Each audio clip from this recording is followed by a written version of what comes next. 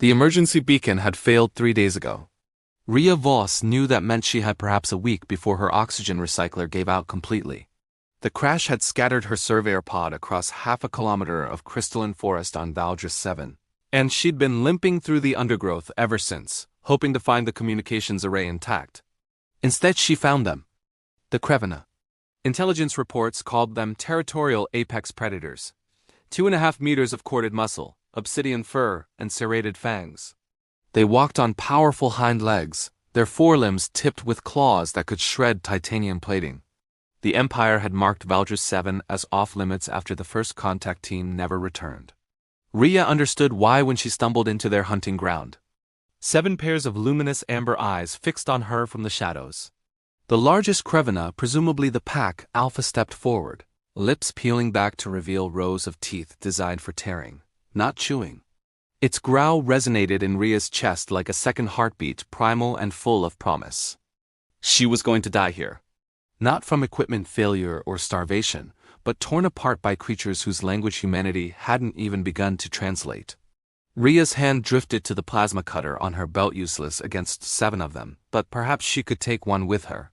Her fingers had just closed around the grip when something small and dark shot out from behind the Alpha's legs. The smallest Krevina cub she'd ever seen, probably no larger than a terrier, barreled directly into her shins. Rhea stumbled backward, landing hard on the moss-covered ground. The plasma cutter skittered away. The cub, apparently undeterred by her fall, climbed onto her chest with surprising agility and pressed its face into the crook of her neck. And stayed there. The pack exploded into chaos. The Alpha roared, a sound that sent nearby crystal trees vibrating in harmonic response. 2 other adults lunged forward, only to freeze mid-stride when the cub Miko, Rhea would later learn his name, made a high-pitched keening sound and burrowed deeper against her. Rhea's translator earpiece caught fragments. Danger. To remove. Human contamination. But every time one of the adults approached, Miko's keening intensified, his small claws digging into the fabric of her suit, not to hurt, but to anchor himself. "I'm not going to hurt him," Rhea said softly, though she knew they couldn't understand. Her hands hovered uselessly in the air, afraid to touch the cub, afraid not to. "I don't know what's happening either." The Alpha circled them, its massive head lowering until Rhea could feel its breath against her face, hot, smelling of iron and unfamiliar proteins. One swipe of those claws could end her. One bite could separate her head from her shoulders. Instead, it sniffed. Long, deliberate inhalations that moved from her hair down to her boots. The other pack members joined in, creating a circle of massive predators, all trying to understand why their smallest, weakest member had claimed this strange, soft creature. Miko chose that moment to make a sound Rhea's translator rendered as something between a purr and a laugh. His small paw so much smaller than the others, she noticed now perhaps the runt of the litter patted her cheek with surprising gentleness. The Alpha's ears flicked backward. It made a sound that might have been exasperation in any language. Hours passed. The standoff continued as day faded into the bioluminescent twilight that made Valdres 7 famous among xenobotanists. The pack had settled into wary positions around Rhea, never relaxing, never attacking. And Miko remained plastered to her chest, occasionally shifting to lick her chin or make satisfied chirping sounds when she finally worked up the courage to carefully pet his head. His fur was softer than she expected, still coarse compared to earth mammals, but with an underlying down that trapped warmth. She could feel his double heartbeat against her ribs, rapid and bird-like. "You're going to get me killed, little one," Rhea whispered, "or you're going to save my life." "I can't tell which yet."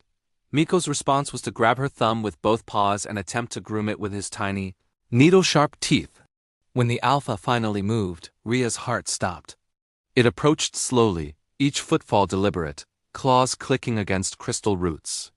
But instead of striking, it lowered itself to the ground beside them and released a long, rumbling vocalization that made Rhea's bones ache. The translator worked overtime. Pack-bond. Claim right. Juvenile decision, unprecedented. The other Krevina began to relax. One brought what looked like a haunch of some local fauna and dropped it near Rhea's feet, an offering, perhaps, or a test.